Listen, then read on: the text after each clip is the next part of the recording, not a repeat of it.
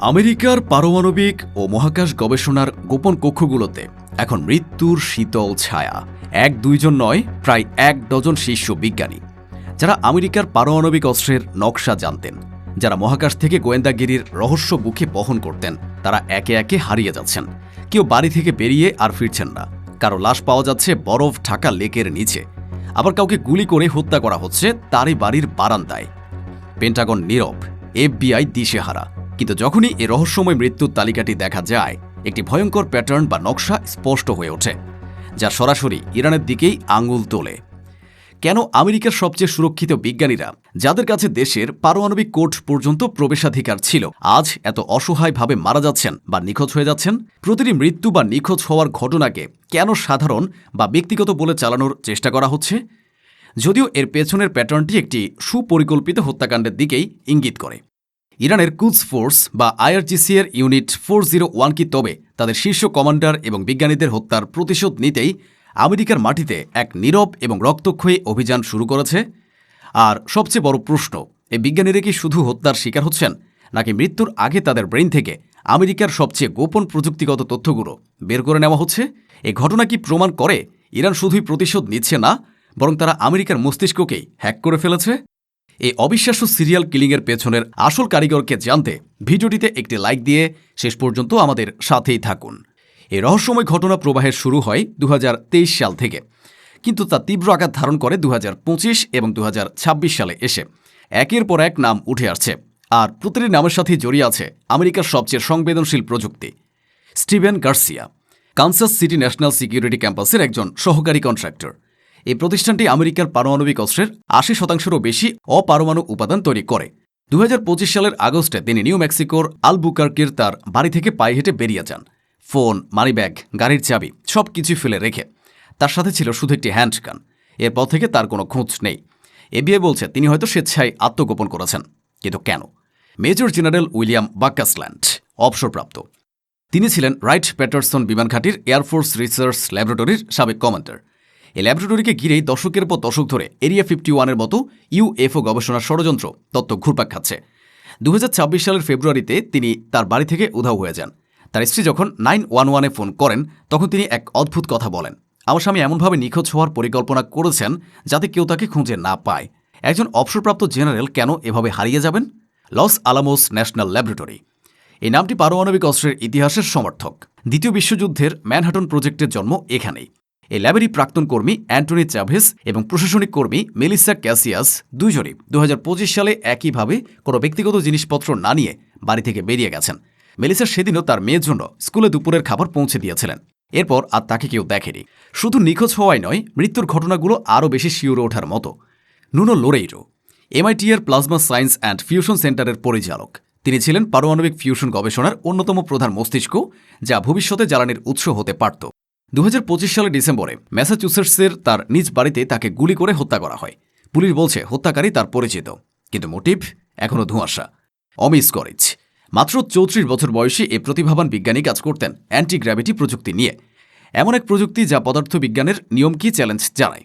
তাকে আলবামায় তার নিজ বাড়িতে গুলিবিদ্ধ অবস্থায় মৃত পাওয়া যায়। কিন্তু সবচেয়ে অবিশ্বাস্য বিষয় হল, মৃত্যুর কয়েক সপ্তাহ আগে একটি পডকাস্টে তিনি নিজেই বলেছিলেন, আমার কাজ এবং আমি যা জানি তার জন্য আমার জীবন ঝুঁকির মধ্যে আছে। পুলিশ বা মেডিকেল পরীক্ষার কোনো প্রতিবেদনই আজ পর্যন্ত প্রকাশিত হয়নি। এই প্রতিটি ঘটনাই আলাদাভাবে দেখলে হয়তো বিচ্ছিন্ন মনে হতে পারে, কিন্তু যখন একসাথে দেখা যায় তখন একটি ভয়ঙ্কর প্যাটার্ন স্পষ্ট হয়ে ওঠে। FBI এর সাবেক সহকারী পরিচালক ক্রিস সুয়েকার সম্প্রতি এক সাক্ষাৎকারে বলেছেন, এগুলো কোনো সাধারণ ঘটনা নয়। প্রতিটি ঘটনাকেই আলাদাভাবে তদন্ত করা হচ্ছে। কিন্তু যখন আপনি এক ধাপ পিছিয়ে এসে বড় ছবিটি দেখবেন, তখন আপনি একটি সংযোগ খুঁজে পাবেন। এরা সবাই এমন বিজ্ঞানী যারা গুরুত্বপূর্ণ এবং গোপন প্রযুক্তি নিয়ে কাজ করেছেন। প্যাটার্নটি পরিষ্কার: পরমাণু অস্ত্র, ফিউশন শক্তি, মহাকাশ গবেষণা, রকেট প্রযুক্তি, অ্যান্টি গ্র্যাভিটি। এই বৃত্তের বাইরে কেউ নন এরা। এরা ছিলেন আমেরিকার প্রযুক্তির শ্রেষ্ঠত্বের পাহারাদার। আর আজ সেই পাহারাদারদের একজন একজন করে হারিয়ে যাচ্ছেন। এটি কোনোভাবেই কাকতালীয় হতে পারে না। তাহলে এর পেছনে কে? পশ্চিমা মিডিয়া এবং অনেক বিশেষজ্ঞ তিনটি প্রধান তত্ত্ব নিয়ে কথা বলছেন: চীন বা রাশিয়ার গুপ্তচর বৃত্তি, গোপন সরকারি কর্মসূচির তথ্য ফাঁস ঠেকানোর ষড়যন্ত্র, অথবা UFO সংক্রান্ত গবেষণা ধামাচাপা দেওয়ার চেষ্টা। কিন্তু এইসব তত্ত্বের আড়ালে সবচেয়ে যৌক্তিক এবং ভয়ঙ্কর যে সম্ভাবনাটি উঠে আসছে, তার নাম ইরান। স্মরণ করুন 2020 সালে বাগদাদ বিমানবন্দরের কাছে ড্রোন হামলা চালিয়ে হত্যা করা হয়েছিল ইরানের কুদস ফোর্সের কিংবদন্তি কমান্ডার কাশেম সোলাইমানিকে।